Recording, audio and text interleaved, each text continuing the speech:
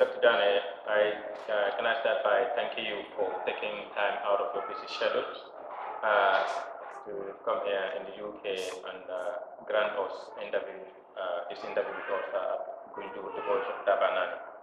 My first question is this: can you please tell us a bit about yourself, your early years growing up in Gunju? What was it like back in the days? Well, I must also thank you for this opportunity to be heard and for the opportunity to come here in the UK and meet with the Gambian community. For me, everything starts and ends with Gunju. And I'm very passionate about Gunju, anything that has to do with Gunju. I attended Gunju Primary School from 1968 to 1974. And I was one of 5 students who made it to high school that year.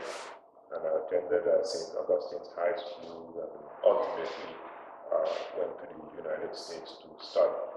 And as you know, returned a few times, and now I'm permanently in the Gambia again and working with youth groups and other organizations in with youth. And that's essentially my background. And then see, you came from a very, active political background. That is your late father, Amadou Scattred Janneh, with him. Was a political heavyweight in that part of the Gambia. What did we want to say that his political position influenced yours as well? Well, I would say definitely I was influenced because when I was in high school and in later years, I saw how much he was involved in political activities, PPP, NCP, and even at some point APRC.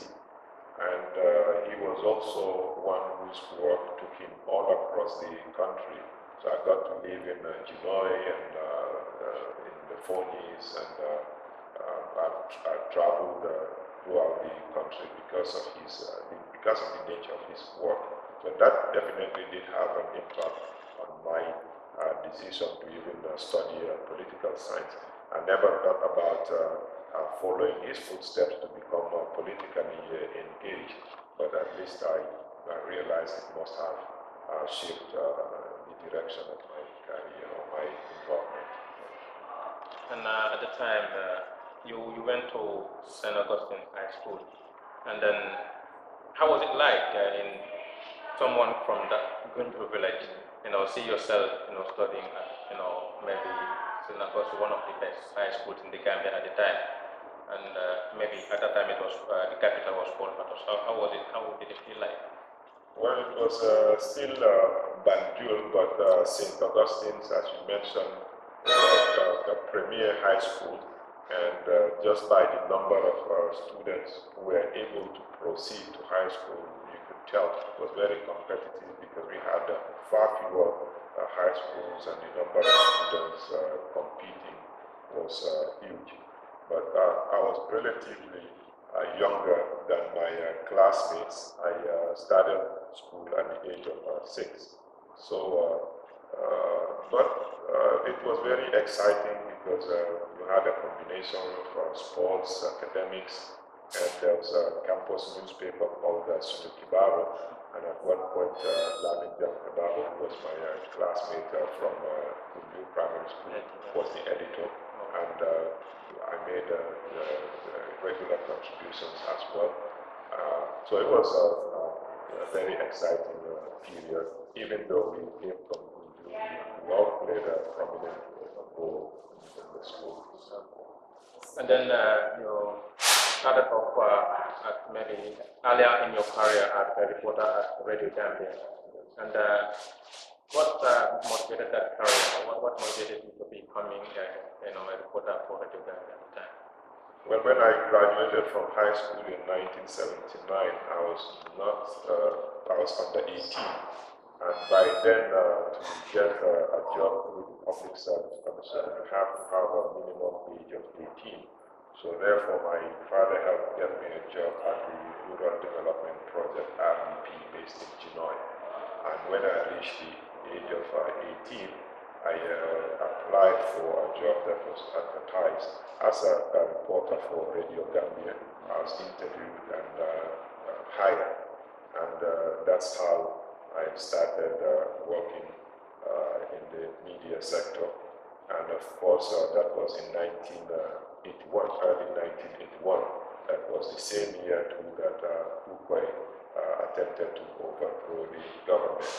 And I was one of two people who were primarily assigned to cover the treason trials, the commissions of inquiry, and that basically pushed my interest in journalism. The other guy was Musa Sila.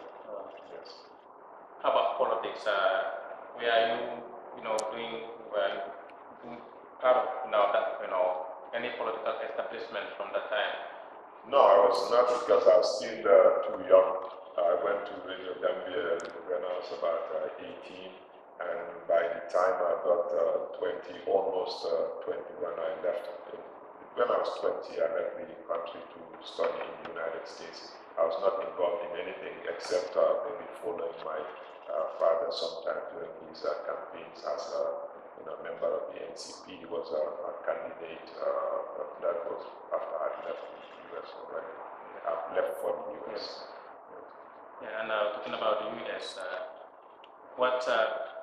how did you end up there, and what did you do there? Well, as you know, we didn't have any universities in Gambia, and most students gain higher education by going overseas to the US, the UK, and other developed countries, or sometimes neighboring countries like Sierra Leone and Nigeria. And I had applied to schools in both the United Kingdom and the US, and the schools in the UK were expensive, very expensive, and almost impossible to get financial aid. So I was awarded a partial scholarship to study in the US, and I was able to find my way there, and that's how it all started.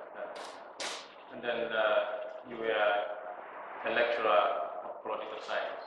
Then you left all of that and came to Banjul to work with the US Embassy as a political or economic attaché, and later becoming a state minister. Why all of that? Why did you leave the US? Why didn't you live in that luxury? Well, I made several attempts to come here and be here permanently. The first one was in 1993.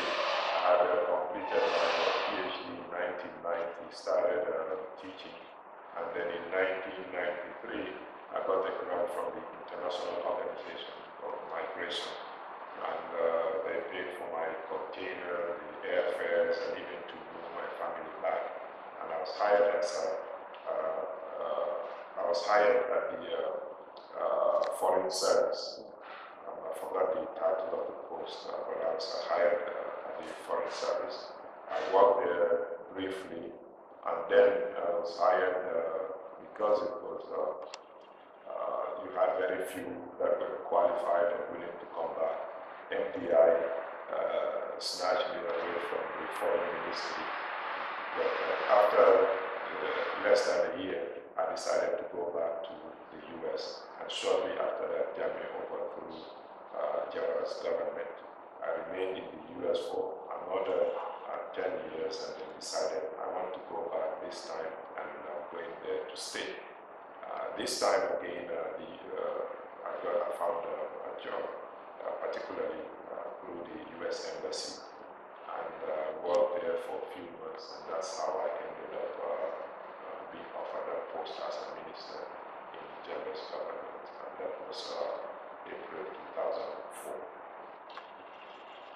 Yeah, to many people, both in the diaspora and in the Gambia, you symbolize the face of the struggle against tyranny in the Gambia. But some of them will not say, forgive you for working, with Janneh at the first instance. What convinced you? Why did you just decide, I think it's time for me to go and work with this Yeah, I think that's a good question, and I will not ask for forgiveness. I did the right thing at the time. I had been criticizing the government openly using my name, not hiding behind any pen name, and I returned to the country and worked for the U.S. Embassy. And one of the roles that I played at the U.S. Embassy was to draft the human rights report on the Gambia. And a key component of that, especially given my background in communications, my undergraduate degree was in communications, was the National Media Commission. Then it was very contentious. Even the GPU had taken the government to court on that. People were being arrested, particularly because of their stance on that. I had very close ties with members of the GPU at the time. I knew where they stood and what their concerns were. So when I was offered the post, I consulted with the U.S. Embassy, the U.S. ambassador, because I was a U.S. citizen, also working for the U.S. Embassy, and I knew if I got in trouble, they would have to play a role. So I had to talk to them to make sure that I have someone holding the bag for me. And so therefore, when I was offered the post, I took it as an opportunity to see what I can change. I knew Janneh was in the business of hiring and firing. I had written about that before I was hired. I knew I would not last, but at least it was a challenge for me to do something while I was there. And during my tenure, the GPU executives at the time are still alive, can vouch for me that I held meetings with them in private, and held meetings with the U.S. Embassy and other personnel as a means to put pressure on Janneh in the area of media reform. And we did succeed, because Janneh, the pressure was such that he decided to say we change the constitution to do away with the National Media Commission, and we celebrated that.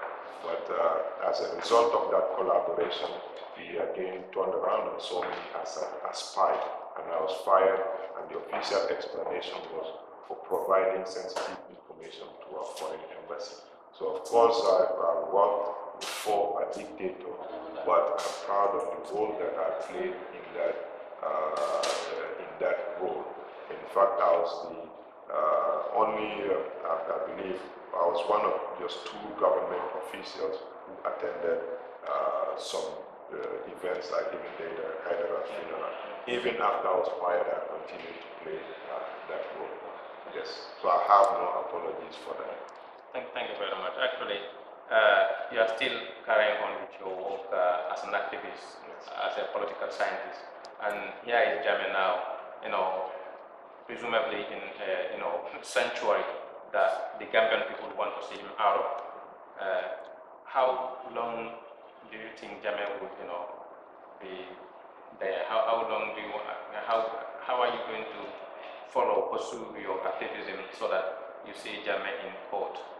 Well, as far as I'm concerned, I've made a personal commitment that I will do everything possible, of course working in collaboration with others, partners and key organizations, to see that Janneh is brought to justice. Unless and until Janneh is caged, Janneh is placed in jail, behind bars, my struggle isn't over. Yeah, I will continue until that happens. And we know this isn't a process that happens overnight.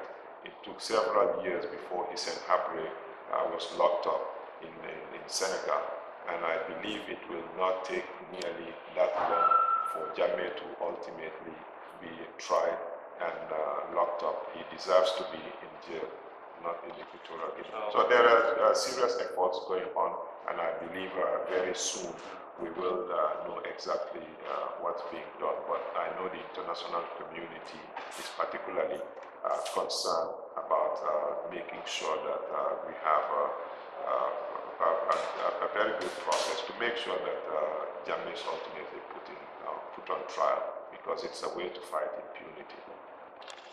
Thank you very much. Thank you. Yeah, as much as being a political science professor, a human rights activist, one time state minister, you also ran a successful business. What motivated you to go into business from import-export in the USA to setting up a commit in the Gambia? Well, after I left government in 2005, I was determined to stay in the Gambia and not have anything to do with the government at the time. So I knew my strengths were in IT, and I had connections in Senegal. As you know, my wife is from Senegal, and that plus the fact that I had lived in the US since 1983. So I was able to exploit that setup of business, and it was very successful.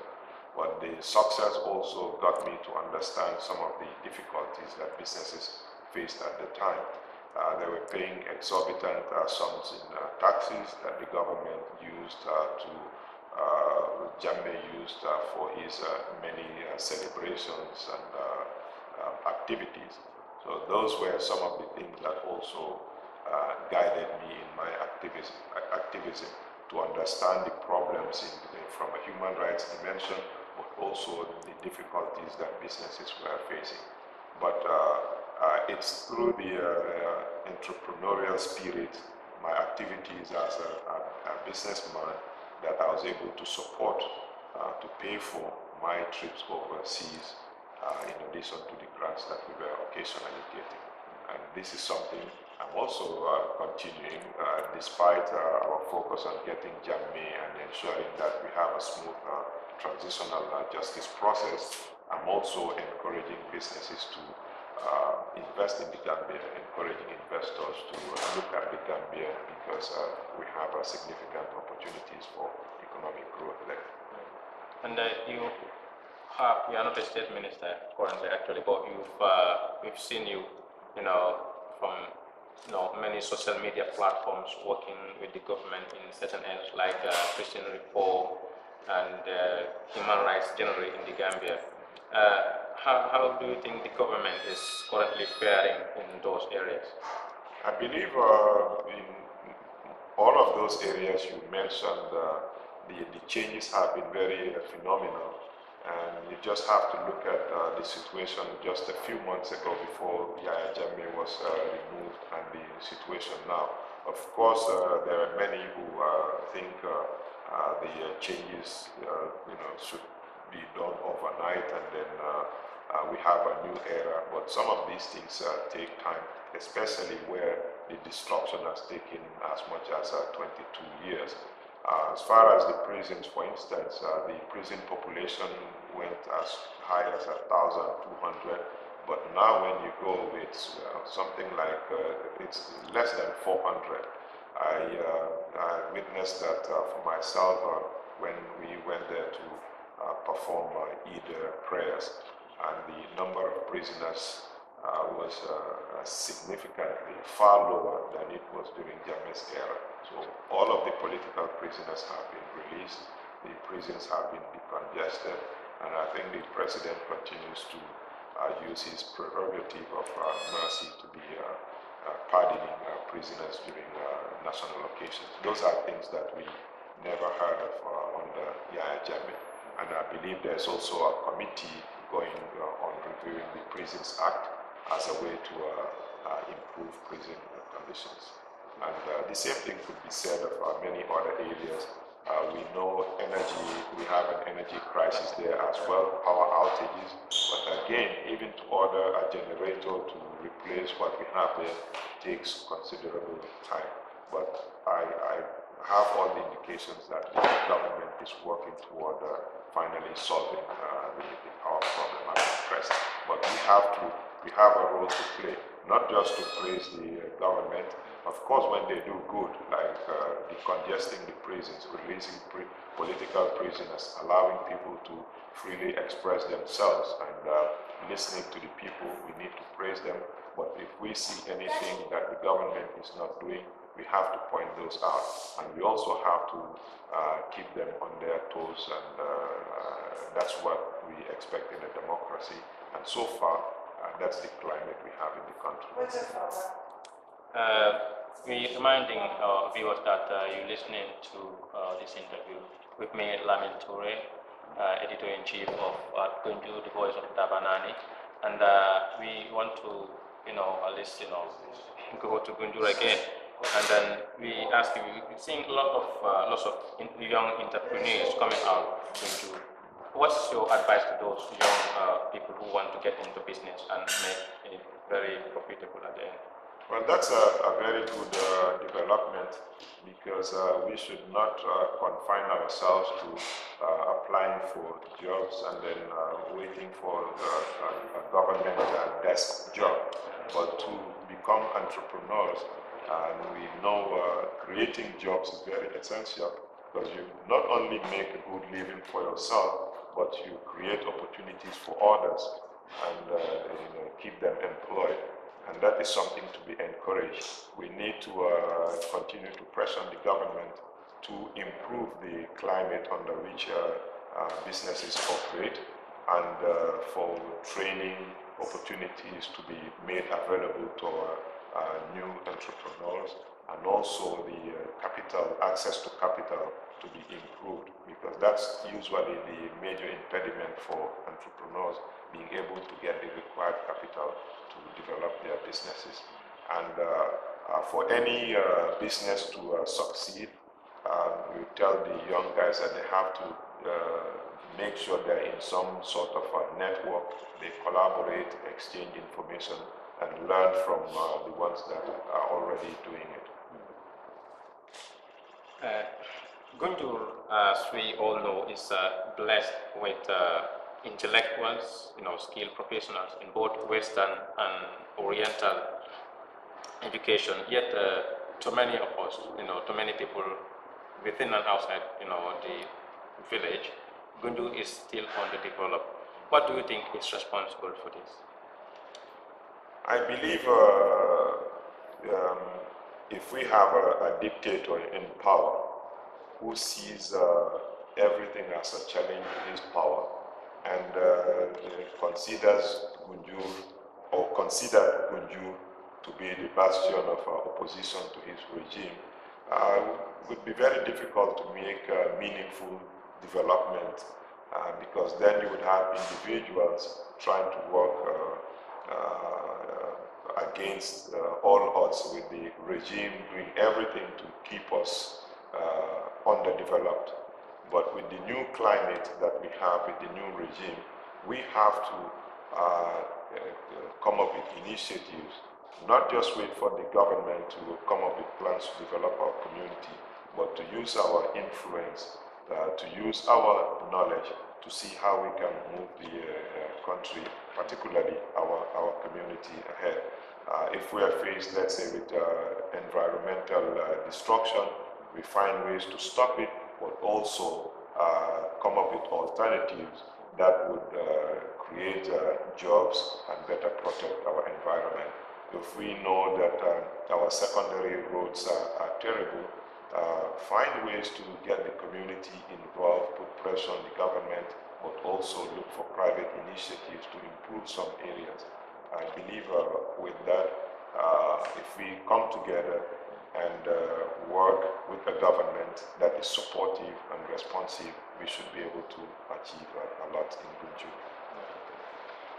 And we have a large population of Gunjur diaspora, and then how can we potentially tap those resources to enhance economic development, enterprise development and education in Gunjur?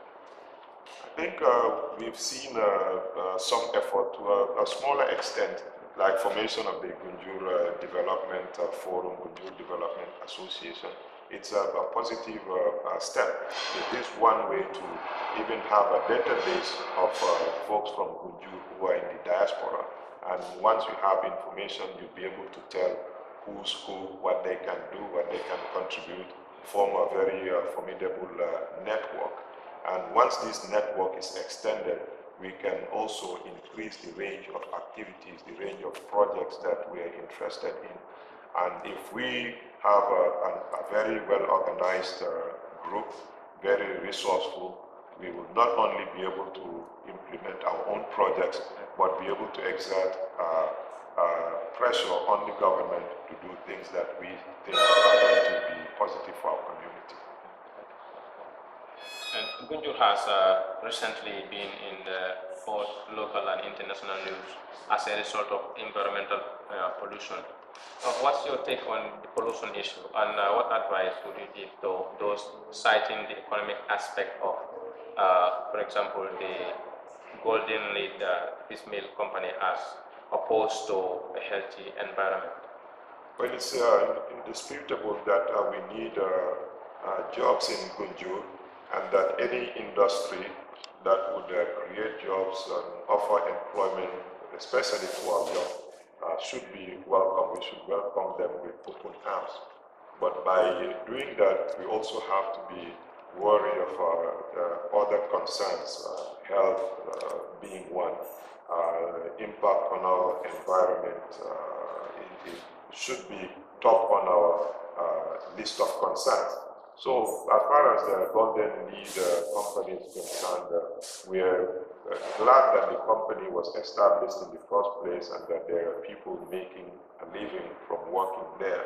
But we are also not happy with the level of destruction that it has brought to our coastal area. So the challenge for us is how to address the environmental concerns, to restore the damaged environment, to monitor the company to ensure that there's no more damage, and by the same time offering jobs. So that's the challenge.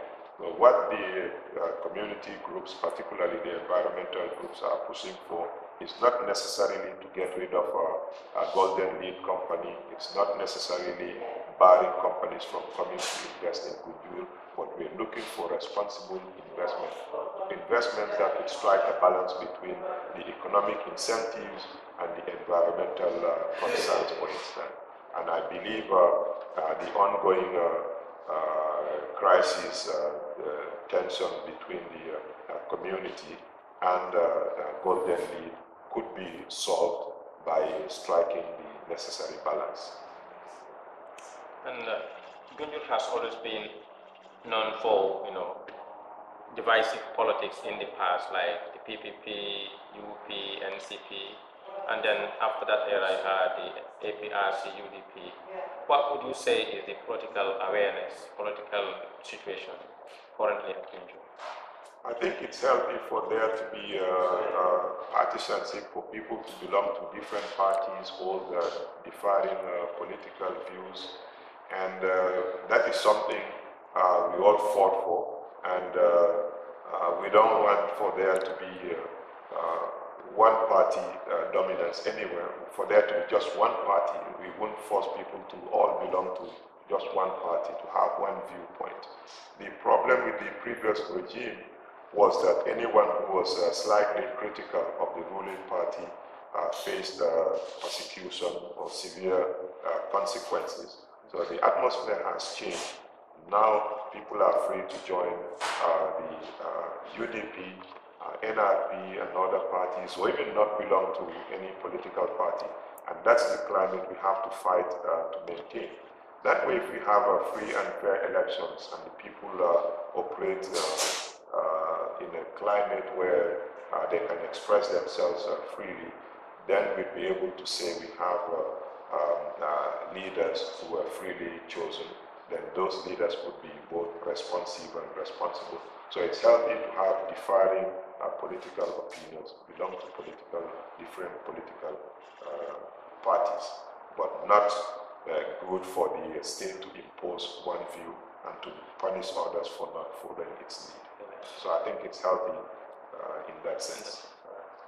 And our village, that's Gunjur, has been at the forefront of politics in the Gambia, and then there have been kingmakers, in fact, from independence today, with the likes of Amadou Scattred Janneh, Mbemba Jata, and then of recent you have one Dr. Amadou Scattred Janneh.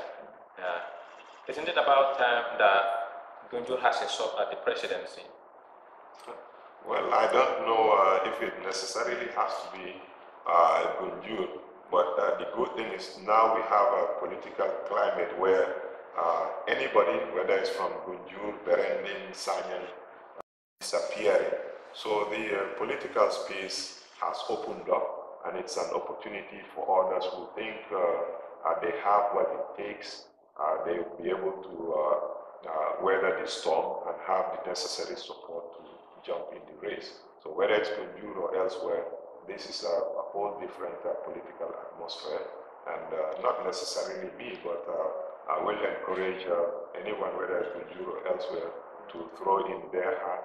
It's not a post that restricted particularly for any area. So, what do you want to say? You are making a bid for becoming a president of the Gambia? No, because this is widely rumored. No, my primary concern, it's simply because I've not been addressing it and I don't belong to any political party, and people see that I've been very active before Jammeh's demise and up to today. But my focus has been on humanitarian concerns and human rights issues, particularly prison conditions. As you can tell, when I returned to the Gambia, we visited the prisons, went to Bambadinka, went to Tanka Psychiatric Hospital, been involved in this environmental crisis in Gunjur, involved with the TRC process, involved with the Victim Center, involved with youth groups, football teams. I have football teams in Gunjur, Sukuta, and elsewhere. So all those are things that I feel I need to do as a good citizen, and I have the time and the resource to do them. And this is the time also to support the transitional government to ensure that it succeeds. When the political space opens and others are competing, then we can all decide whether to support them or to go our separate ways. But the key is to create that atmosphere, and that's the challenge now. And now, any final word? Well, I just wish to express gratitude to you and your partners here in the United Kingdom and others in different parts of Europe. I've been to Belgium, to Amsterdam, and also to both Gothenburg and Stockholm, and the reception has been very good. It has been an opportunity to see folks that I've not seen for quite a while, and I'm very thankful, and we are very hopeful that the country is taking a very positive direction. Thank you.